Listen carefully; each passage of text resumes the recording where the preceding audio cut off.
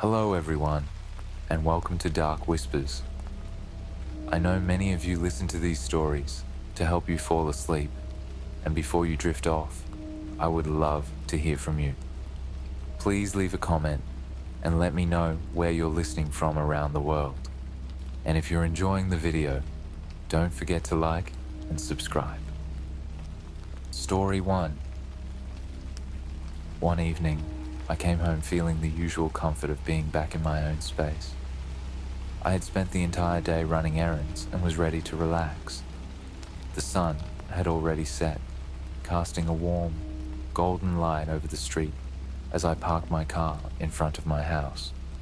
As I walked toward the front door, I noticed something strange. The door, which I had made sure to shut securely when I left, was slightly open. At first, I thought maybe I was just imagining it. Perhaps I hadn't closed it properly. But as I got closer, I could see a faint light shining through the small gap. My heart began to race, and I felt an uneasy feeling growing inside me. Something was definitely not right, and my instincts told me to be careful. I stood frozen for a moment, staring at the door. The silence around me felt almost louder, and the night air seemed to chill me even more than it had just moments before. My hand reached for the door handle, but then I hesitated again, scanning the area around me. There was no movement, no sound, but the feeling of discomfort stayed with me. Taking a deep breath, I slowly pushed the door open, each small movement feeling like a decision that could change everything. As I stepped inside, the house was eerily quiet, the kind of quiet where even the creak of a floorboard sounded like thunder. My eyes scanned the room, looking for anything out of place. The living room seemed fine, nothing seemed wrong, but still, I felt like something was watching me, invisible yet present in the air. I cautiously moved towards the kitchen, my mind racing with thoughts. What if someone had broken in? Was there a chance a burglar was still hiding somewhere inside the house? I turned the corner into the kitchen, my breath tight in my chest. There was no one there, but my eyes immediately went to the counter where I always kept my wallet. To my shock, it was gone. I stared at the empty spot where it should have been, completely in disbelief. I always left my wallet on the counter, right by the door, and now it was missing. The rest of the kitchen looked untouched, like nothing else had been disturbed. Just that one thing, the wallet. I couldn't understand it. Who would have taken it, and why only that one item? I walked through the house, checking every room, every corner. The feeling of violation was overwhelming, but nothing else seemed out of place. Just my wallet was missing. Who could have taken it? Had someone been watching, waiting for me to leave, and then sneaked in to steal only that one thing? I returned to the front door and checked the lock. It looked fine, like it hadn't been tampered with at all. I tried to remember if I had locked it before I left. The truth was, I couldn't be sure. I had been in a rush, distracted by a long list of errands. The door had closed behind me, but I couldn't remember locking it. The situation felt strange, almost unreal. Was I just being paranoid, or had someone really entered my house? I paused to calm myself, trying to think logically. Maybe I had left the door open by accident, but the missing wallet made that explanation hard to believe. Who would come into my house, take only my wallet, and leave everything else untouched? It didn't make sense. I went to the phone and dialed the police. It felt odd, like I was overreacting, but something inside me told me I couldn't ignore the uneasy feeling in my stomach. The operator answered quickly, and I explained the situation to her, about the door, the missing wallet, and how anxious I felt. She assured me that someone would come to investigate, but the wait was unbearable. As I sat waiting for the police to arrive, I tried to piece together what had happened. My mind kept returning to the wallet. I wondered if I had simply forgotten to take it with me when I left, but deep down, I knew I hadn't. I had placed it on the counter that morning, just before leaving for my errands, and now it was gone. I couldn't shake the thought that someone had broken in, taken my wallet, and left without leaving any trace.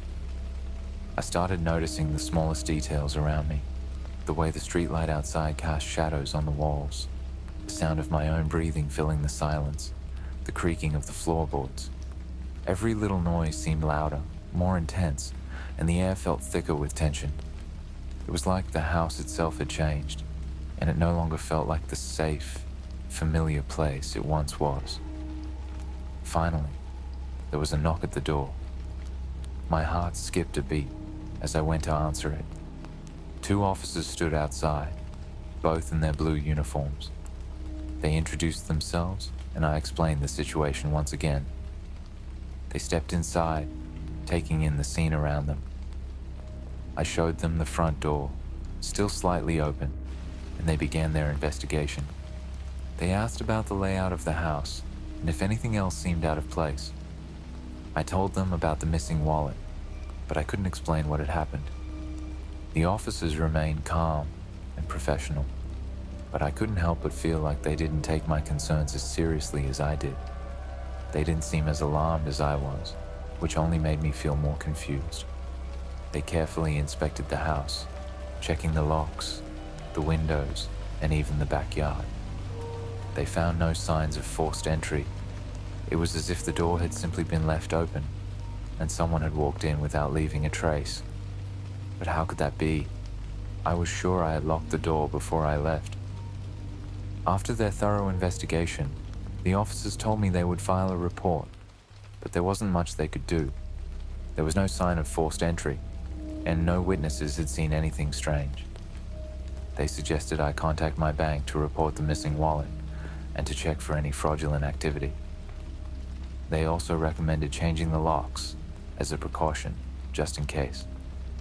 When the officers left, I was once again alone in my house. The calmness that followed their departure only seemed to make the strange feeling in my chest worse.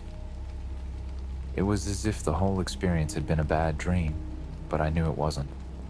I couldn't shake the feeling that something was terribly wrong, that I was missing something important. That night, I couldn't sleep. Every creak in the house, every gust of wind outside, made me jump. I kept replaying the events over and over in my mind, trying to make sense of them. How could someone have entered my house without leaving a trace? How could they have taken my wallet and left everything else untouched? It just didn't add up. The next morning, I called my bank to freeze my accounts and order a new card. I couldn't shake the feeling of violation, knowing that someone had accessed my personal information. I kept wondering if the person who took my wallet would ever be caught. I didn't know who they were or what they wanted, but I couldn't stop thinking about them. In the days that followed, I couldn't shake the feeling that something was still out of place. I changed the locks on all the doors and windows, making sure everything was secure. But still, the sense that I was being watched never left. It felt paranoid, but it was hard to ignore. Someone had been in my house, taken something so personal, and now I couldn't shake the feeling they were still out there. I kept thinking back to the moment I walked through the door and saw it slightly ajar. What if I hadn't noticed? What if the person had been waiting for me to leave again? The more I thought about it, the more I wondered if I had missed something important, some clue that could explain everything. But no matter how hard I tried, I couldn't figure it out. The weeks went by, and while the feeling of unease never really went away, I learned to live with it. The door, the missing wallet, the strange sense of someone having intruded on my space, it all stayed with me. I became more cautious, always double-checking the locks and being more aware of my surroundings. I never did find out who had taken my wallet or why. It was as if they had vanished without a trace, leaving behind only the feeling of unease. I tried to move on, but the experience had changed me. Every time I walked through the door, I would glance at the counter, half expecting to see my wallet there, as if everything could go back to normal. But deep down, I knew it couldn't. Something had changed, and it wasn't something I could undo. The sense of safety I once felt in my own home was gone, replaced by a constant unease. And even though I continued with my life, I couldn't stop wondering, who had been in my house? What had they hoped to find? And why had they taken only my wallet? Story 2. It was a regular evening when my phone suddenly rang. When I looked at the caller ID, I saw my mother's name. For a brief moment, I felt an unexpected wave of warmth. I hadn't heard from her in over a year since she passed away. Her death had been sudden, and the sadness was overwhelming. I hadn't fully come to terms with losing her, and I kept her number in my phone, unable to delete it. I think I kept it there, hoping that somehow, keeping her number would keep a part of her with me. I tapped the screen to answer, thinking maybe it was a sign or a message from her spirit. I didn't expect what came next. "Hello?" I said, trying to keep my voice steady, half expecting it to be some strange echo of her voice. But it wasn't an echo. The voice that answered was unmistakably hers. Soft, warm, and comforting, just as I remembered it. "Sweetheart, it's Mom," she said, and hearing those words made my chest tighten with a mix of joy and fear. The sound of her voice filled me with emotion. It felt like a moment of pure connection, something you long for when you've lost someone so close. For a brief second, I let myself believe that maybe it was really her. Maybe this was one of those strange, unexplainable things that can happen. But deep down, I knew something didn't feel quite right. "Mom, is that really you?" I asked, my voice shaking.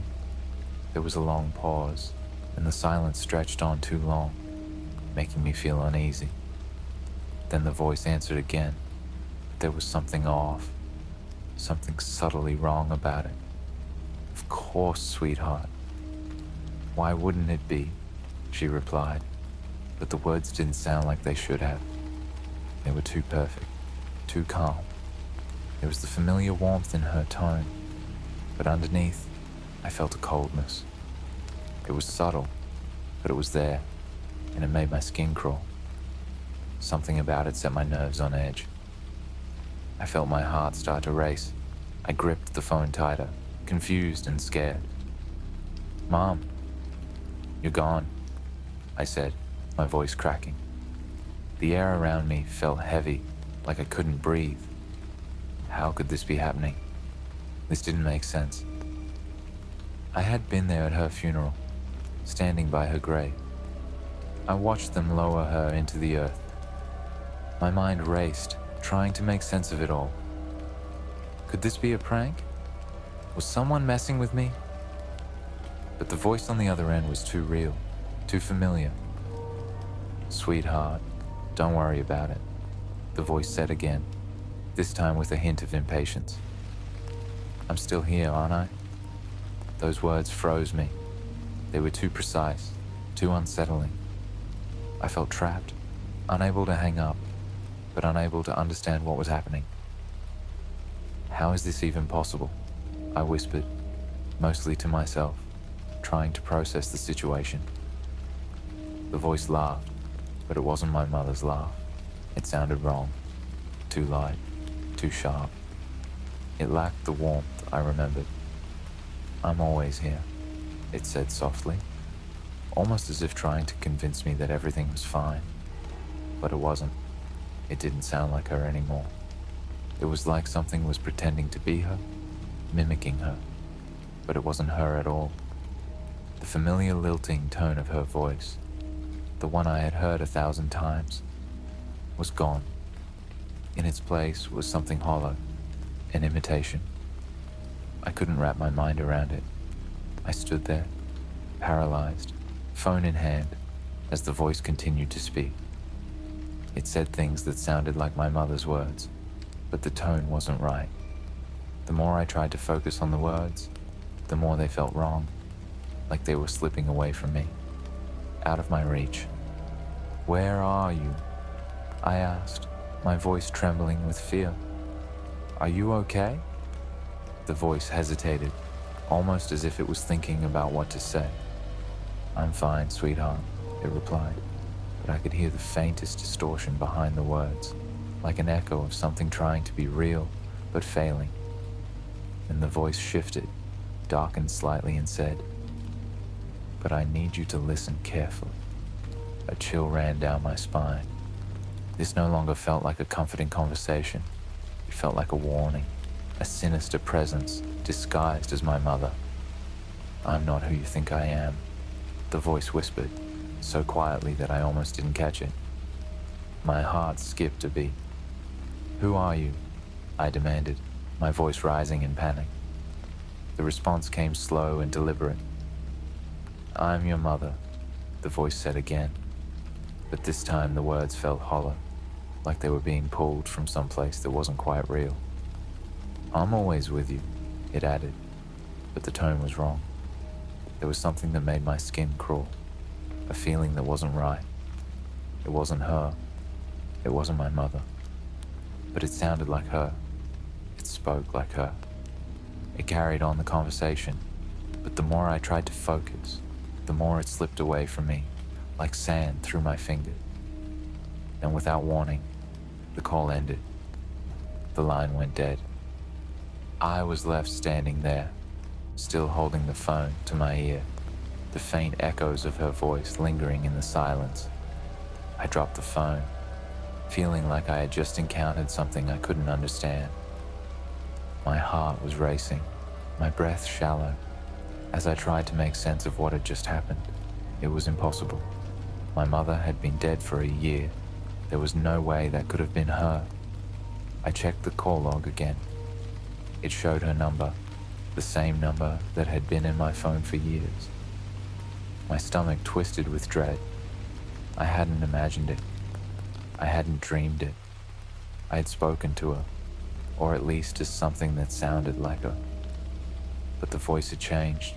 It was wrong. It had been too precise, too calculated, and I felt like it knew exactly what to say. It wasn't her. It couldn't have been. For the next few hours, and even the following days, I tried to calm myself, to understand what had happened. I told myself it was some strange phone glitch, an accident in the system, or even a scam call. But deep down, I couldn't shake the feeling that something was very, very wrong. The voice, whatever it had been, knew me. It knew my emotions, my fears, my grief. It felt like it was trying to deceive me, to make me believe in something that wasn't real. The phone didn't ring again that night, but the unease stayed with me.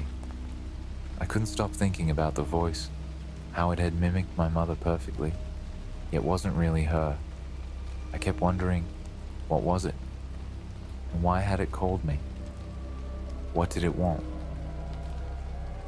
Story 3. I had always trusted my friend Nick.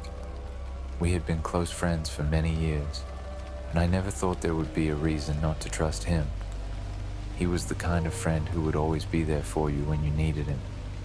He would do anything to help you, and he had helped me out more times than I could count. So, when my car broke down and I needed a way to get around, it seemed like the perfect solution to borrow Nick's car. He offered it to me without hesitation, telling me I could use it for as long as I needed. I didn't even think twice about accepting. Why would I? He was a good person, and he had helped me out many times before. The first day I drove his car, everything felt normal. In fact, it felt better than mine. It was a newer model, and it was much smoother to drive. The seats were more comfortable too. I didn't expect anything unusual to happen. I just used the car to run a few errands and went on a few short trips around town. There was nothing strange about it. But then, the next day, when I was getting ready to drive it again, something odd happened. As I sat in the car and began to adjust the seat, my hand brushed along the edge, and I felt something hard and small stuck to the fabric under the seat. At first, I thought it might just be a forgotten object, like a pen or a piece of trash that had fallen there. But when I reached under the seat to grab it, I felt something unfamiliar. It wasn't just a piece of trash. I pulled it out and looked at it carefully. It was a small device made of metal, and it had a blinking light on it. When I looked at the device, I realized it was a tracker. It was a small gadget that could be used to monitor and track the location of a car. My stomach instantly turned with unease. Why was there a tracker in Nick's car? Why was it hidden under the seat? I stared at it, unsure of what to do. The blinking light seemed almost too obvious, like it was waiting for me to notice it. A feeling of dread quickly washed over me. The thought that someone, possibly without my knowledge, could be tracking my every move made me feel extremely uncomfortable. I tried to calm myself down and think logically. Maybe there was a good reason for it. Perhaps Nick had put it there for a legitimate reason, like for peace of mind, in case the car was ever stolen. After all, it might not be a big deal. But then I remembered Nick had never mentioned anything about a tracker. If he had put it there for a reasonable reason, why hadn't he told me about it? I thought about it more. I realized that I could have been driving around without knowing that someone was keeping an eye on my every movement. The idea made me feel very uneasy. There was only one way to find out what was really going on. I had to talk to Nick. I pulled out my phone and sent him a text message. I tried to sound casual so I wouldn't alarm him. I asked, "Hey, quick question.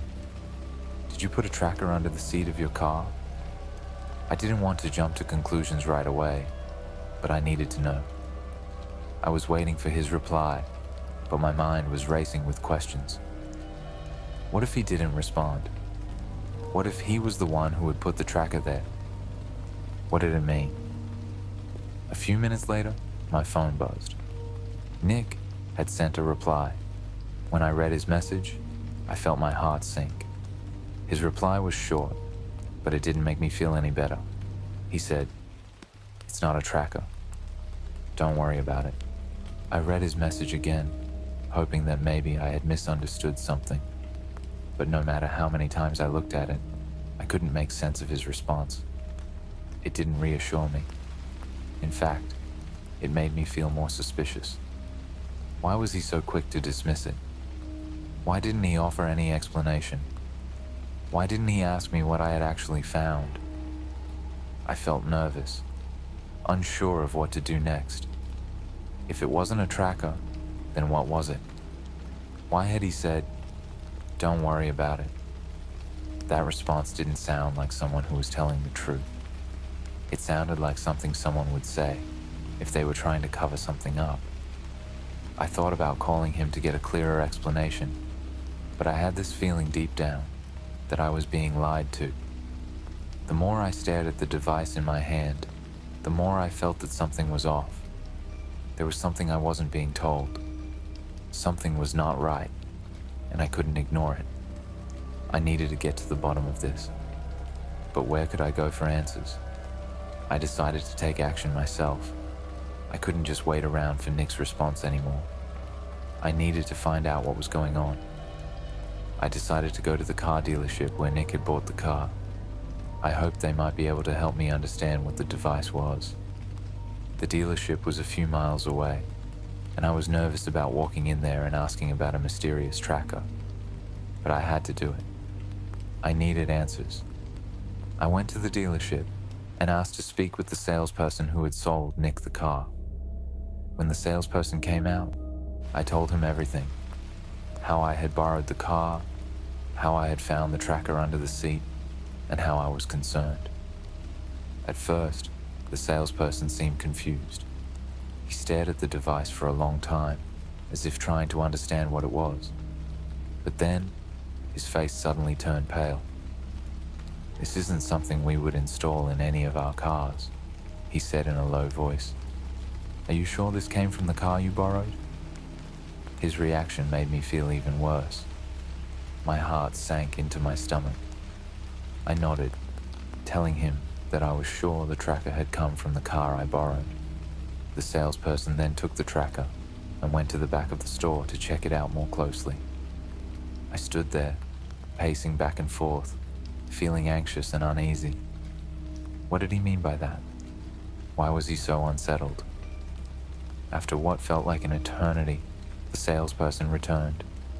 His face was still grim. "I don't know who put this in there," he said, "but I can tell you one thing. It wasn't us." His words hit me like a punch. I felt dizzy as I tried to process what he was saying. This wasn't some random device. Someone had put it there intentionally. Someone had been tracking the car, watching my movements without my knowledge. I left the dealership feeling shaken, my mind racing with questions. But the worst realization came when I got home and sat down on my couch. As I looked more closely at the tracker, I noticed something even more unsettling. The tracker had my address on it. There was a small engraving on the metal, so small it was easy to miss. But there it was. 1234 Elm Street. My heart dropped into my stomach. How could this tracker have my address on it? Had someone been following me all this time? Was Nick involved in this somehow? Or had he been unaware of what was going on? I didn't know what to believe anymore. The fact that someone had been tracking my every movement without my permission made me feel exposed and vulnerable. The more I thought about it, the more I realized how dangerous this could be. The person who had done this could be anyone, someone I knew, or even a complete stranger. I needed to confront Nick. I had to find out what was going on, no matter how uncomfortable or awkward the conversation might be. But when I tried to call him, there was no answer. I left a message on his voicemail, telling him I needed to talk. I kept my voice steady, but inside, I was terrified of what I might learn. As the hours passed and the night stretched on, I kept checking my phone, hoping to hear back from him. I was filled with uncertainty.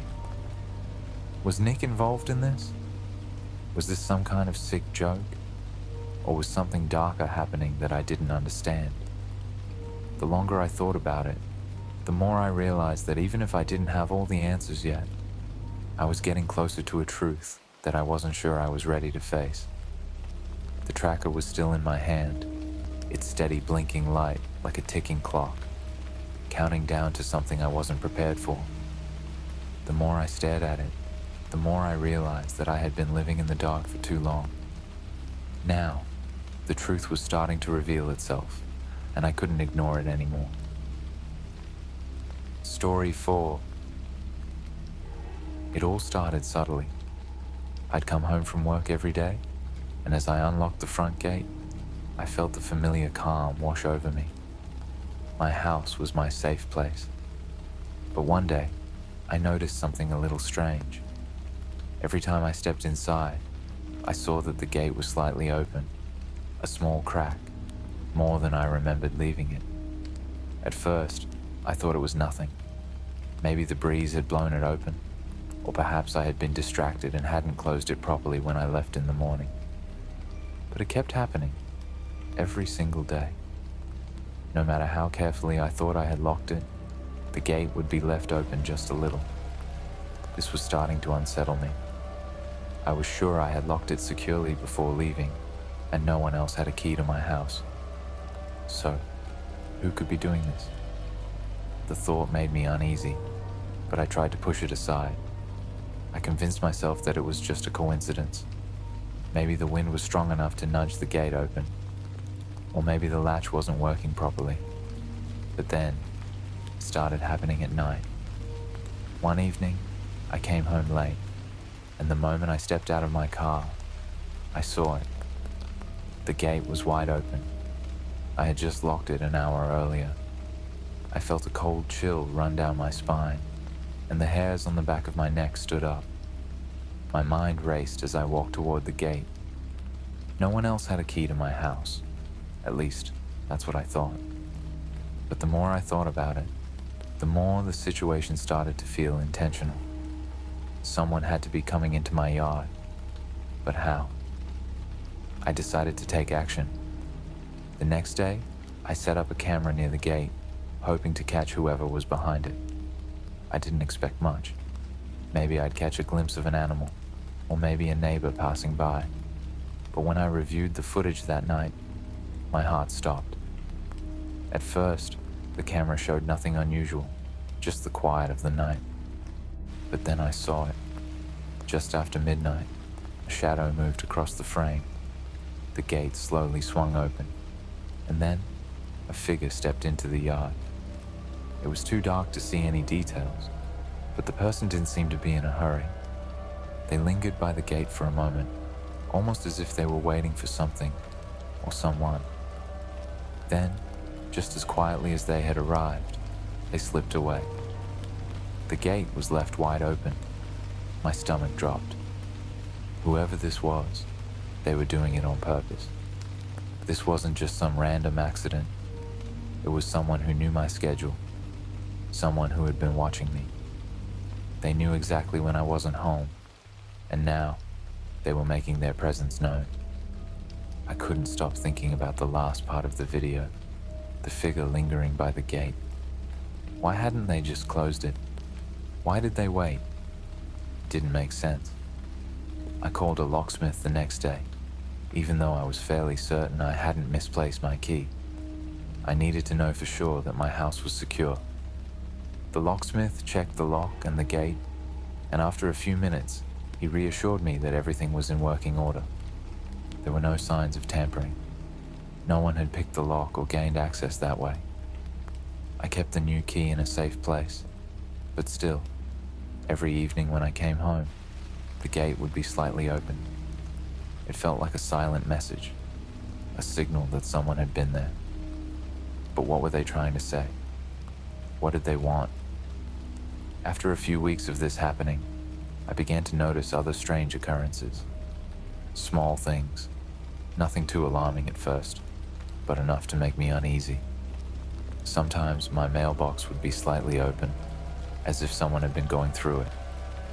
My garden tools would be moved around, and I'd find the same set of footprints in the yard, leading up to the gate, but never away. It was like someone was getting closer, watching me more and more, but no one had a key. No one else should have even known what was happening. My home was supposed to be my safe place, but it felt like someone had breached that safety. Someone was inside my personal space, leaving behind these quiet, unsettling signs. I became more cautious. I started locking every door, every window, and even installed an extra lock on the gate. But still, every night, without fail, the gate would be found open. The camera footage didn't show anything after that first night, and I started to feel paranoid. Was someone slipping in and out of my yard unnoticed? Or was I just imagining things? But how could I ignore the feeling that someone was there? The sense of being watched, of being tracked, never left me. I asked my neighbors if they had seen anything unusual, but none of them had. I told them about the open gate and the strange figure, but they all looked at me like I was overreacting. Still, I couldn't shake the feeling that something was wrong. I felt like I was in danger, but I didn't know how to stop it. One night, I decided I'd had enough. I stayed up late, hoping to catch the intruder in the act. I sat quietly by the window, watching the gate. The darkness stretched in front of me, and I waited. Hours passed, but nothing happened. Just as I was about to give up, I saw it. A shadow crossed the yard. Someone was there again. This time, I wasn't going to let them slip away. I rushed to the front door and swung it open, just in time to see the figure retreating into the shadows, disappearing into the dark trees at the edge of my property. I called out, demanding to know who they were, but the person didn't stop. They moved quickly, with purpose, vanishing into the night. I grabbed my phone and called the police.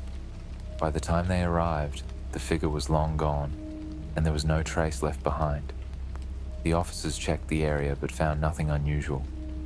They couldn't offer any real explanation, other than to suggest it might be someone playing a prank. But I knew better. This wasn't a prank. This was something deliberate. The next few days were a blur of anxiety. I couldn't stop looking over my shoulder. I couldn't shake the feeling that someone was always lurking just out of sight. But despite everything, the gate continued to be left open. No matter how many times I locked it, no matter how many precautions I took, it kept happening. And with each passing day, the questions piled up. Why? What did they want? What was the point of all this?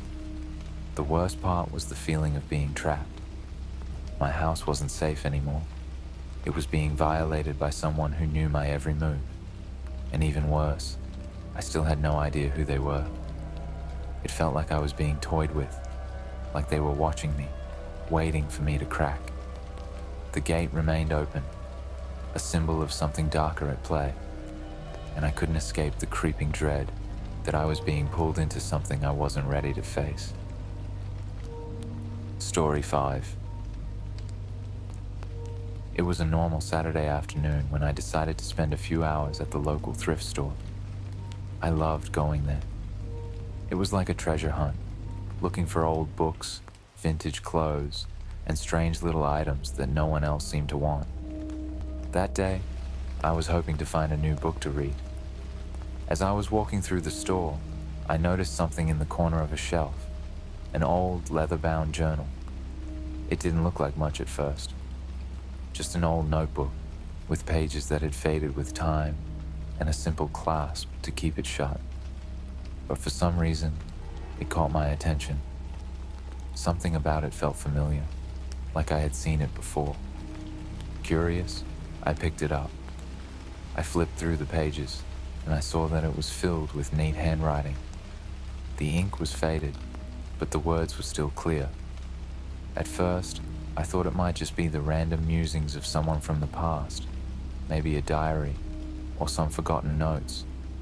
But as I read more, something strange started to happen. The more I read, the more the entries started to sound familiar.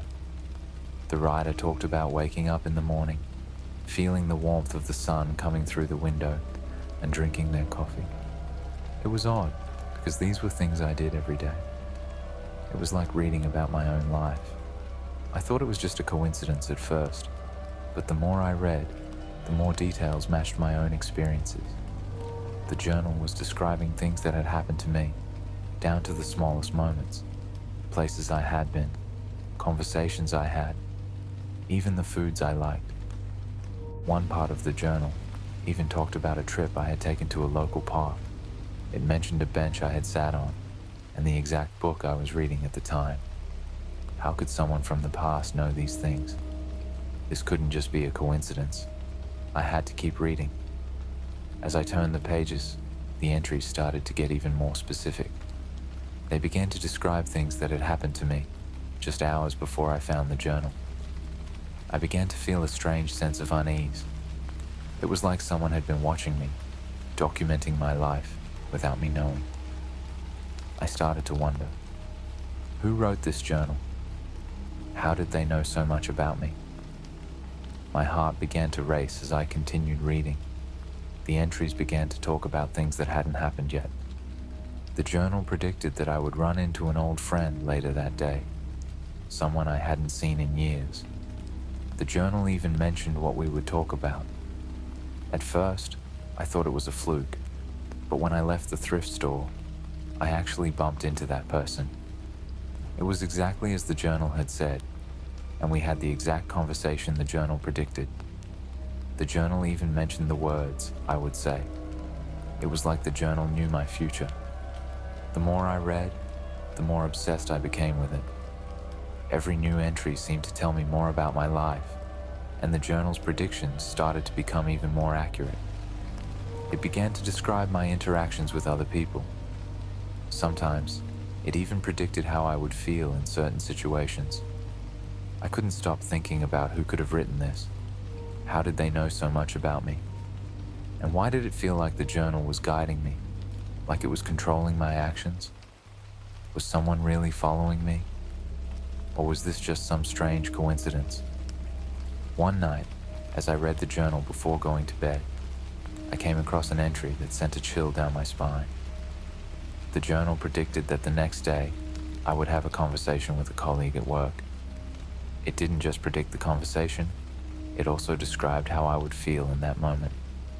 Frustrated, anxious, and unsure. I had no idea why I would feel that way, but the journal seemed to know exactly how I would react. The next day at work, everything happened just as the journal had said. The conversation was the same, and I felt exactly the way the journal had described. I couldn't believe it. How was this possible? Was I living out some kind of script, following a path written by someone else? The more I read, the more I felt like I wasn't in control of my life anymore. It was as though the journal was pushing me towards certain decisions. It would describe things I would do and people I would meet, and I found myself following its predictions even though I didn't want to. It was like I had no choice. As time went on, the journal became more precise. It began to talk about my relationships with others, how they would change when I would meet new people, and even when I would have arguments with my friends. It felt like the journal wasn't just documenting my life, it was controlling it. I began to feel like my life was no longer my own. I tried to stop reading the journal, but it was impossible. Every new entry pulled me in deeper. It was like I couldn't escape. The more I read, the more I realized that there were gaps in my memory, things I couldn't remember from my past. It was as though the journal was filling in those gaps, telling me things I didn't even know about myself. One evening, as I reached the last few pages of the journal, I came across an entry that made my hands shake.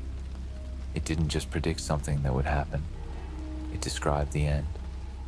The final entry read, "This is the last time you will read these words. The journey will end soon, and you will have no choice but to follow the path laid before you." I closed the journal, my heart racing. I didn't know what to think. It was as though the journal had been guiding me toward its own ending. I had no idea what that meant, but I felt trapped. I knew I couldn't escape this. I stared at the journal in my hands, feeling like my life was no longer mine. Who had written this journal?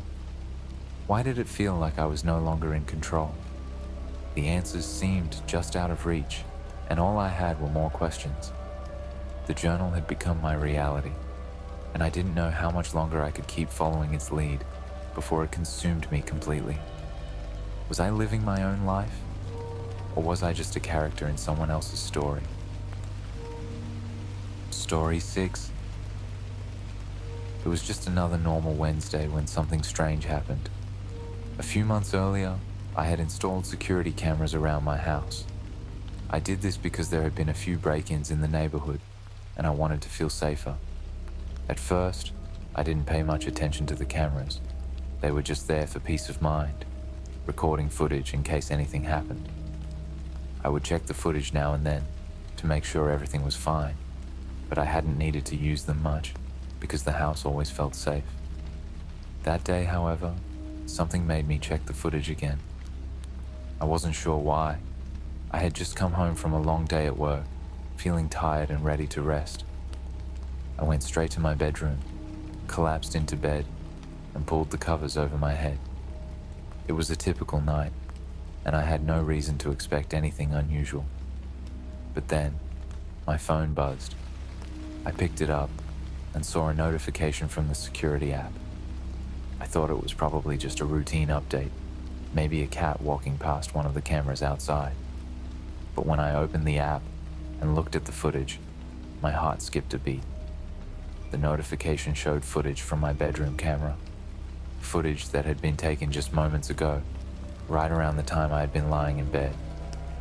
I clicked on the video, half expecting to see nothing more than a regular shot of my bedroom, the usual angle. But when the video started playing, I froze. The figure lying in my bed wasn't me, it was someone else, someone who looked exactly like me, Same hair, same building, same clothes.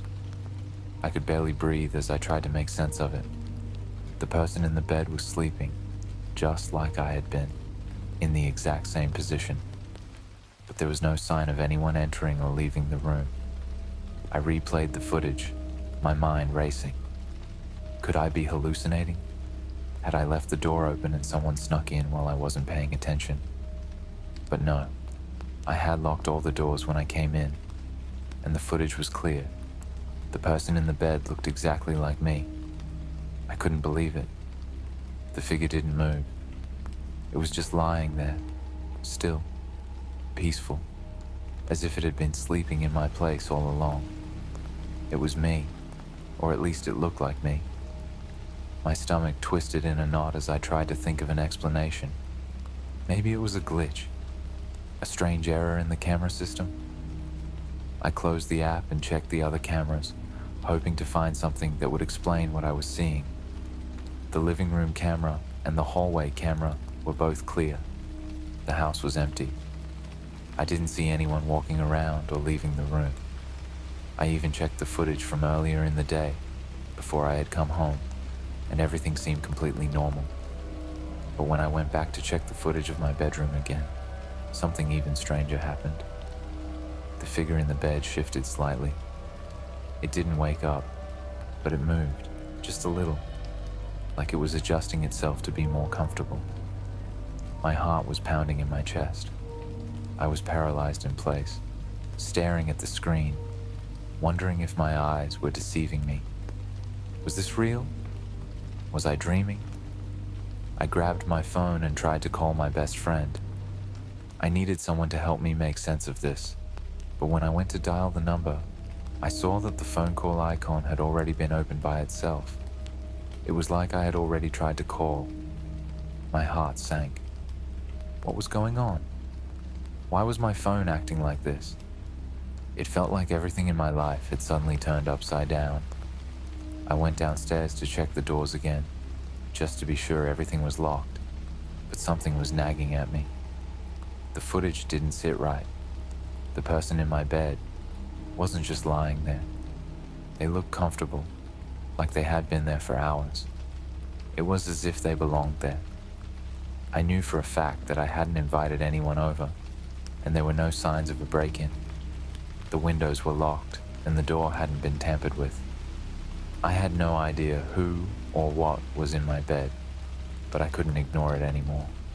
I had to confront it. I couldn't just sit there wondering what was happening. My hands were shaking as I grabbed a flashlight and slowly walked upstairs. I didn't know what I was about to find, but I couldn't keep ignoring it. The house was too quiet, too still. I reached for the bedroom door handle and twisted it slowly, opening the door. The room was exactly as I had left it. My bed was neatly made, the sheets perfectly in place. There was no sign of anyone else in the room. I exhaled in relief, almost laughing at myself for being so paranoid. Maybe I had just imagined the whole thing.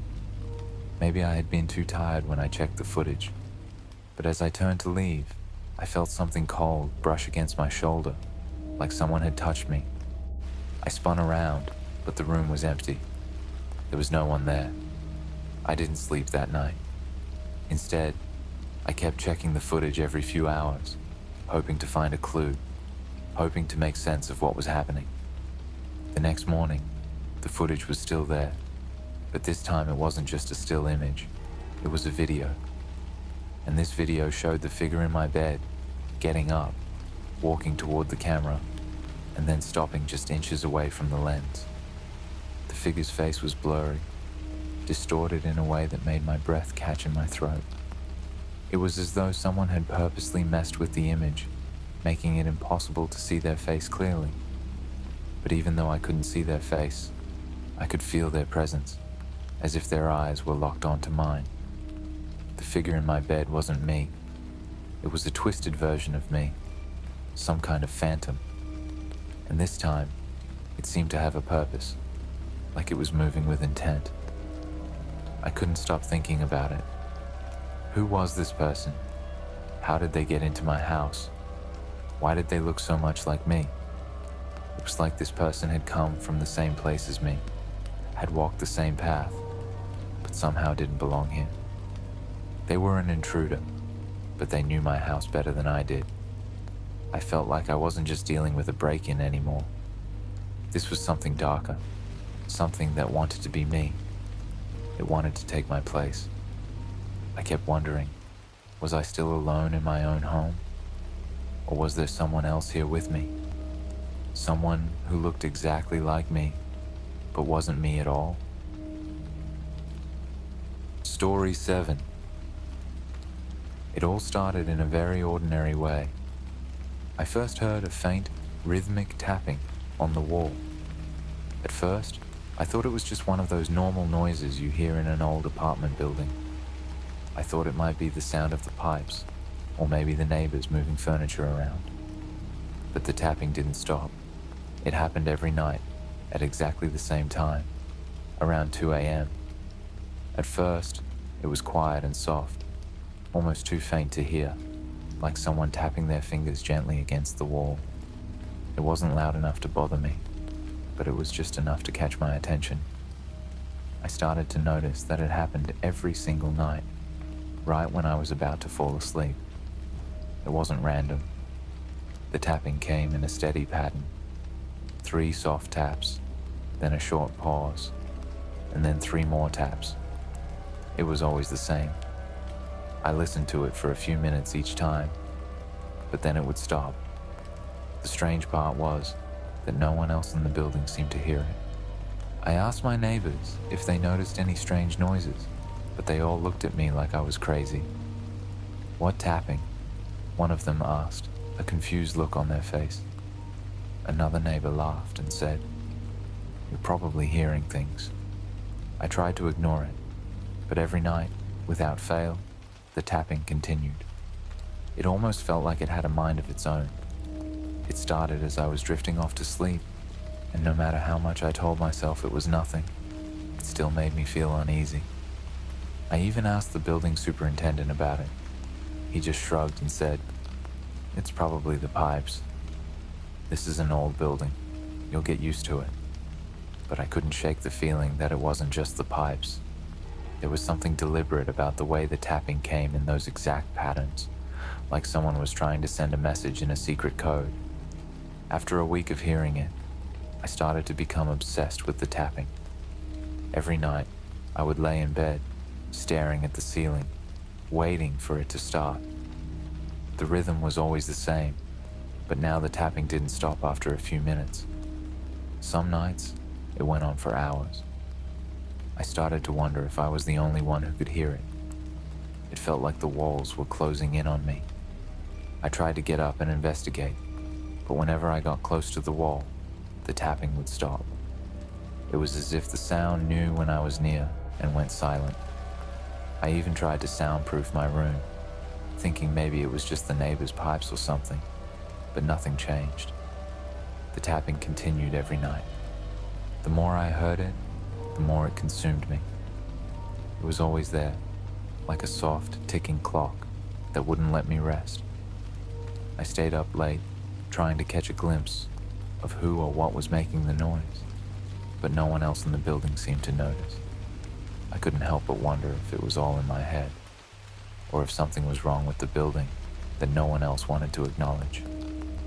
Then, one night, something changed. The tapping wasn't the same soft sound I had gotten used to. This time, it was louder, sharper, and more urgent. It felt like the wall was trying to get my attention.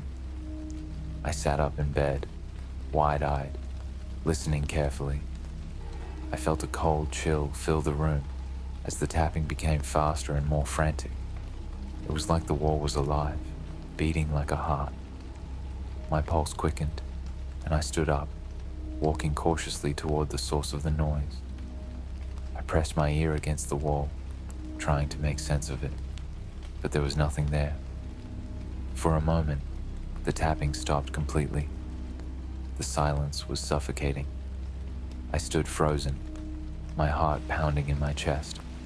Then, to my horror, I heard something, a soft whisper coming from the other side of the wall. It was faint, almost too quiet to hear, but unmistakable. It sounded like a voice, but I couldn't understand the words. My breath caught in my throat as the whispers grew clearer, almost like an invitation. It was as if the voice wanted me to listen, to come closer. I stepped back from the wall, my hand trembling as I realized what was happening. Someone or something was trying to communicate with me from the other side of the wall. My mind raced as I thought about the history of the building. Had anyone ever lived in the apartment next to mine? Was there some hidden passage or forgotten space in the walls where someone or something had been trapped for years? It didn't make sense, but the more I thought about it, the more I became convinced that the tapping and the whispers weren't just random noises. They were a message. Over the next few days, I became obsessed with figuring out what was going on. I couldn't sleep. I couldn't think of anything else.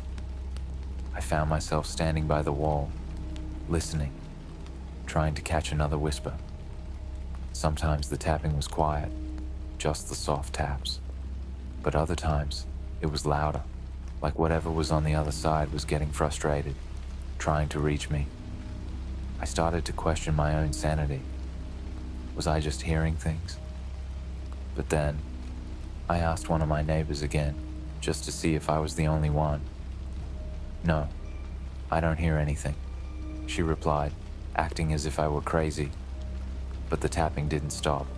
It continued every night, sometimes louder, sometimes softer, but always there. I wasn't sure if it was just a noise from the building or something more. The strange whispers in the wall never left my mind. I started researching the history of the building, hoping to find some connection that would explain what I was hearing. But I found nothing. No strange incidents, no missing people. It was like the building had been built on a foundation of silence, hiding its secrets under layers of brick and plaster.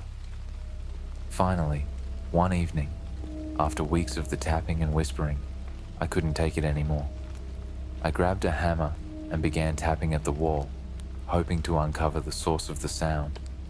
With each strike, my heart pounded faster. After a few minutes of hammering, I hit something solid. There was no hollow space, no hidden passage, just the concrete wall. I froze, feeling like a fool for believing in ghosts or some hidden history. But just as I was about to stop, I heard the tapping again. This time, it was softer, coming from inside the wall. It was like it had been waiting for me. That's when I realized the truth. It wasn't the building that was haunted. It was the space between the walls, and whatever was tapping had been waiting for me to listen. Story 8. I had been working for hours, typing away at my desk and trying to catch up on all the emails that had built up over the past few days. It was a normal Tuesday afternoon, nothing unusual at all. I was about to make a quick note in my notepad for a meeting when I opened it, but something made me stop. Inside the notepad was a list. It wasn't something I had written, and at first, it didn't make sense to me. It wasn't a random list of notes or reminders like I was used to. This list was very detailed, and it seemed to be about people I had spoken to over the past week. Each name was written down, followed by a time and date stamp, and next to each name were short notes about our conversations. At first, I thought maybe it was a mix-up, like a list I had made for a work project or something similar. But when I looked closer, I saw my name at the top of the page. It was circled and bold, as if it was the starting point of the list. Beneath my name were names of people I knew, co-workers, friends, even a few family members. The list didn't just have their names. It had very specific details about our conversations, including things I hadn't told anyone except the person I spoke to. I started to feel uneasy. I began reading through the list more closely. It mentioned my lunch with Sarah from accounting, the phone call I had with my mom on Friday evening, and even a brief chat I had with the delivery driver earlier that morning.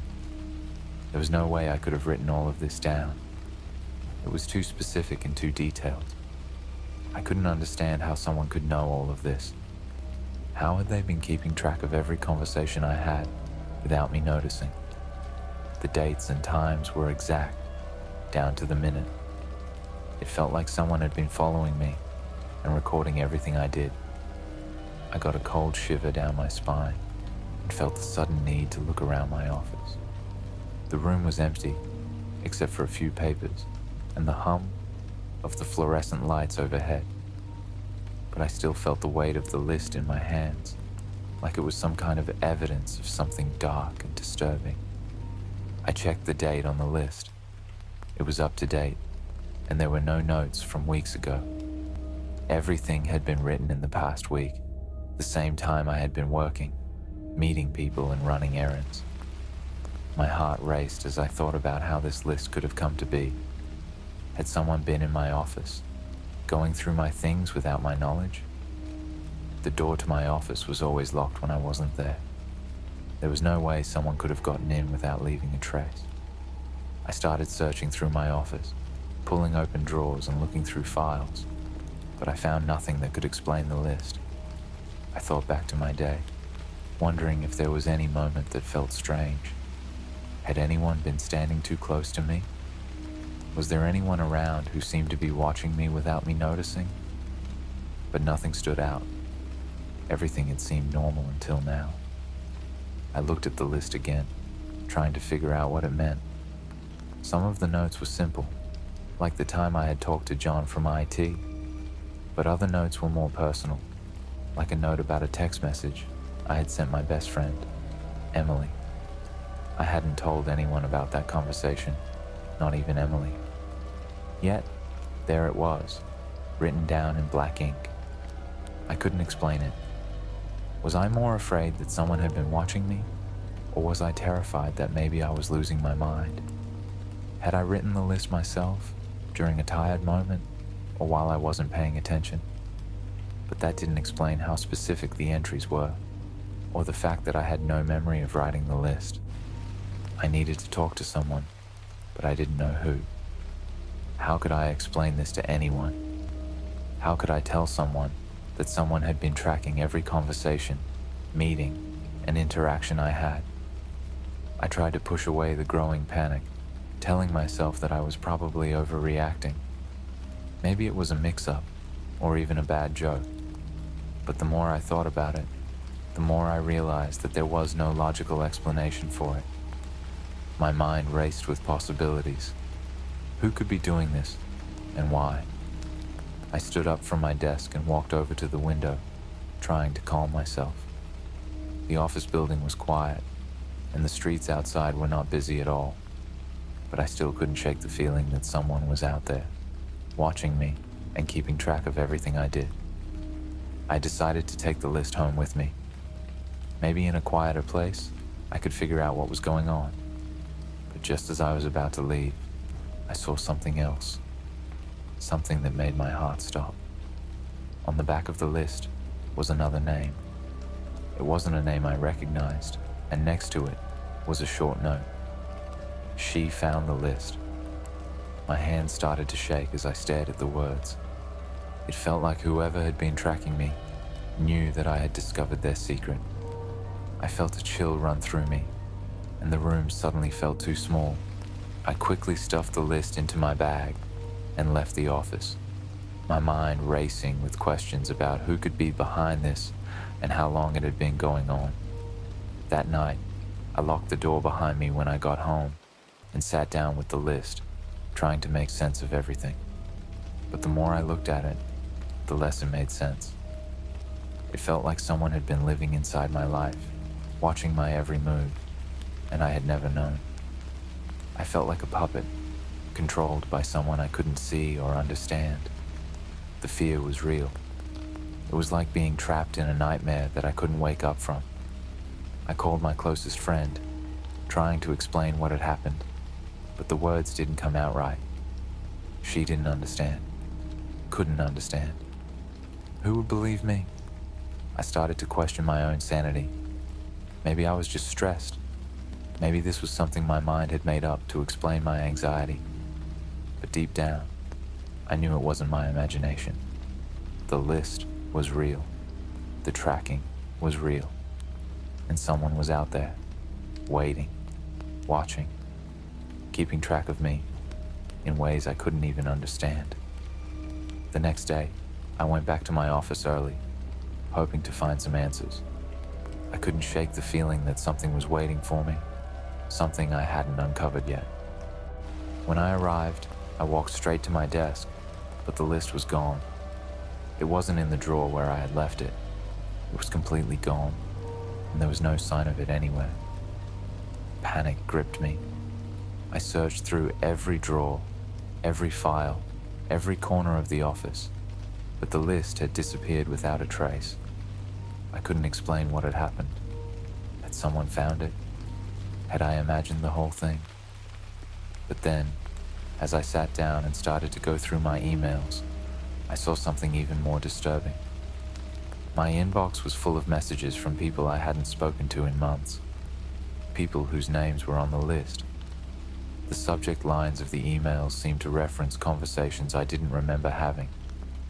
Each email made it clear that someone had been keeping track of me for much longer than I had realized. Story 9. At first, I thought it was just a small issue. The light in the hallway outside my apartment would flicker every time I went out. It was annoying, but I didn't think it was anything serious. It seemed to happen more often when I was leaving for work or when I came back home in the evening. Every time I walked into the hallway, the light would start flickering, almost like it was struggling to stay on. I thought it was probably just an old bulb that needed to be replaced. But when I told the building manager, he just brushed it off, saying it was a minor electrical problem that would be fixed soon. However, I couldn't shake the feeling that something wasn't quite right. The flickering seemed too regular, almost like the light was waiting for me to leave. It felt strange, like there was something more to it than just a broken bulb. One evening, as I was walking down the hallway to leave, the light flickered again. But this time, something felt different. The air in the hallway felt heavier, colder, like the temperature had suddenly dropped. I tried to ignore it, thinking maybe I was just being paranoid. But as I reached for the door, I heard something. It was so quiet that I almost missed it, over the sound of the flickering light. A soft voice, just a whisper. My heart skipped a beat. I turned toward the sound, but the hallway was empty. There was no one there. I stood frozen, trying to make sense of what had just happened, but I couldn't. The voice had sounded like it was calling my name, though it was so faint that I wasn't even sure if I had really heard it. The next few days, the light kept flickering whenever I left my apartment, but now it felt like the light was waiting for me, as if it was trying to catch my attention. I felt an eerie sense of dread each time I opened the door. It felt like something was watching me from the shadows, something I couldn't see but could definitely feel. I tried to brush it off, hoping it would go away, but it didn't. One evening, I was about to leave again when I hesitated. The air in the hallway felt thick with a strange stillness. The light flickered again, and this time, I was sure I heard it. Someone was whispering my name, but this time, it was clearer. "Come here," the voice said, soft but unmistakable. A cold shiver ran down my spine. I froze, my blood running cold. There was no one there, but I could hear the voice coming from the dark hallway. I quickly slammed the door behind me and backed away, my heart pounding in my chest. I didn't know what had just happened. Was it my mind playing tricks on me, or had something really called to me from the dark? All I knew was that I didn't want to find out. The next day, I decided to take a different road out of the building. I didn't want to go anywhere near that hallway. But as I passed through the lobby, I couldn't shake the feeling that I was being watched. I looked around, but no one seemed out of place. I kept walking faster, wanting to get away from the hallway, but even as I walked away, the image of the flickering light and the whispering voice stayed with me. It was like something was pulling me back, drawing me into that dark hallway, and I couldn't stop thinking about it. That night, I stayed home. I thought if I stayed inside, maybe I could forget about the hallway. But around midnight, I heard something again. A faint whisper, almost like a breath of air slipping through the cracks in the walls. It sounded like it was coming from the hallway. My heart raced. I held my breath, straining to listen. The voice came again, louder this time. "Come here," it said, clear as day. "I'm waiting." I froze. It was the same voice, the voice that had called to me from the darkness of the hallway. But this time, it sounded closer. It was like it was right outside my door. I slowly got up, my mind racing. But I didn't want to open the door. I was afraid of what I might find. The light outside flickered once more, casting strange shadows under the door, as though something was moving just outside. I stood there, trembling, trying to convince myself that I was just imagining things. But the voice kept calling. "Come here," it repeated, more urgently this time. I couldn't take it anymore. The fear of what might happen if I ignored it was worse than the fear of facing whatever was in the hallway. Slowly, I opened the door, peering into the darkness. The hallway was empty. The light was flickering, casting strange, moving shadows on the walls. The air was still, thick with silence, broken only by the soft hum of the light. There was no one there, but I felt something. A presence, a coldness that sent a chill down my spine. I knew, deep down, that I wasn't alone. I couldn't see anyone, but I could feel that something was there, just waiting. I slowly stepped out into the hallway, my eyes scanning every corner, every shadow. It felt like the hallway was holding its breath, waiting for me to take another step. I could feel the pull, the way the air seemed to draw me forward. But I resisted. I couldn't let myself be pulled into whatever was waiting in the dark. I turned around and quickly hurried back into my apartment, slamming the door behind me. That night, I couldn't sleep. I lay in bed, staring at the ceiling, trying to make sense of everything that had happened. Why had the voice called me? What was it trying to tell me? I'd never felt so alone, so vulnerable. The light in the hallway still flickered, and now, it was always in the back of my mind. Every time I left my apartment, I expected to hear the voice again. But every time, the hallway was empty. Still, I couldn't shake the feeling that something was watching me, waiting for me to come back. The next morning, I decided to confront it. I couldn't live in fear anymore. If the voice wanted me to come to it, I would. But this time, I would be ready. I stood at my door for what felt like forever, gathering my courage. Finally, I stepped into the hallway. The light flickered, as expected, casting strange shadows on the walls. The air was cold again, and I could feel the presence, like a weight pressing against my chest. But this time, I wasn't going to turn back.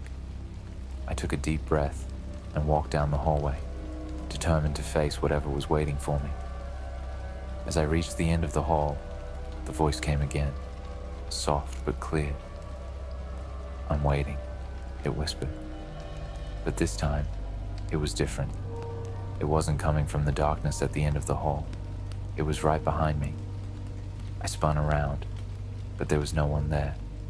The hallway was empty, silent, except for the flickering light. But I could still feel the cold presence. I could still hear the voice, right in my ear. "I'm waiting," it repeated. I ran back to my apartment, locked the door behind me, and haven't left since. The light still flickers every time I step into the hallway, and sometimes, late at night, I hear the whisper calling my name from the dark. But I haven't answered. I'm too afraid to find out what's waiting for me in the shadows. Story 10. It was a quiet Saturday afternoon, the kind where the sun hung lazily in the sky and the streets were peaceful. I had just finished a late lunch and was relaxing on the couch when I heard a knock on the door. At first, I didn't think much of it. I assumed it was a neighbor, or maybe someone trying to sell something. But then the knock came again, this time louder and more insistent. I sighed and got up, walking to the door, feeling a little annoyed. When I opened it, I was surprised to see a man I didn't recognize. He was middle-aged, wearing a dark jacket and jeans. His hair was messy, like he hadn't combed it in days. His eyes were moving around quickly, almost like he was looking for something or someone. "Excuse me," he said, his voice polite, but with a hint of urgency. "I'm trying to find someone named Holly. Do you know where I can find her?" I felt a bit confused. I didn't know anyone named Holly. I searched my mind for any possible connection, but nothing came to mind. I looked at the man and repeated his question. "Holly?" I said. "I'm sorry, I don't know anyone by that name." The man seemed to pause for a moment, like he didn't expect that answer. He stared at me for a long time, his eyes narrowing slightly, as if he was trying to figure me out. Then he spoke again, but slower this time, almost as if he was choosing his words carefully. "Are you sure?" he asked, his voice calm but still intense. "You wouldn't happen to know if she's around here, would you?" There was something strange in his gaze. It made me feel uneasy, like he was checking if I was lying or hiding something. I took a step back, still unsure of what was going on. Trying to sound confident, I replied, "I don't know anyone named Holly. Maybe you've got the wrong address." He blinked, like he was processing what I said, then gave a quick nod.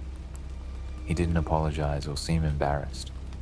Instead, he just turned and started walking away without another word. I stood there, watching him, feeling my curiosity grow. Who was he? And why was he asking about someone I'd never heard of? I closed the door and leaned against it, trying to shake off the strange feeling creeping over me. The whole encounter had been odd. It wasn't just that he was looking for someone I didn't know. It was the way he asked, like he expected me to know exactly who Holly was. His urgency seemed real, but at the same time, it was like he wasn't telling the whole truth. I felt uneasy, but I told myself it was probably nothing. Maybe he had mixed up the addresses, or maybe he was just lost. But I couldn't stop thinking about it. Why had he come to my door? I didn't have any connection to anyone named Holly, so why had he singled me out? The next day, I was out in my yard doing some gardening when I saw him again. He was walking down the street quickly, as if he had somewhere important to be. My heart raced when I recognized him. He didn't see me, or if he did, he didn't acknowledge me. But I knew it was the same man from the day before. At first, I tried to tell myself it was just a coincidence, but something about it felt wrong, like I was being pulled into something I didn't understand. That evening, I found myself thinking about the man and his strange request. Who was he looking for, and why had he come to my house? It didn't make sense. If he was looking for someone, why didn't he ask around more, or go to the police, or even speak to a neighbor? Why come to me, a complete stranger? I decided to do some research to satisfy my growing curiosity. I searched online to see if there had been any news about a person named Holly in the area, but I found nothing. There were no missing person reports or stories in the news that could explain why this man was looking for her. I even asked some of my neighbors if they knew anyone named Holly, They all looked at me like I was crazy. "No Holly around here," one of them said with a shrug, as if I was the only one asking. Days went by, but I couldn't shake the feeling that something was off. The visit from the man haunted me, and I kept wondering if I should have done more. Maybe I should have asked him more questions, or maybe I should have followed him to see where he went. But part of me was afraid of what I might find. A week later, I was walking down the street when I saw the man again. This time, he wasn't alone. He was talking to a woman, and something about her seemed strangely familiar, though I couldn't quite place her. The man was pointing at houses, making gestures, as if giving directions or asking questions.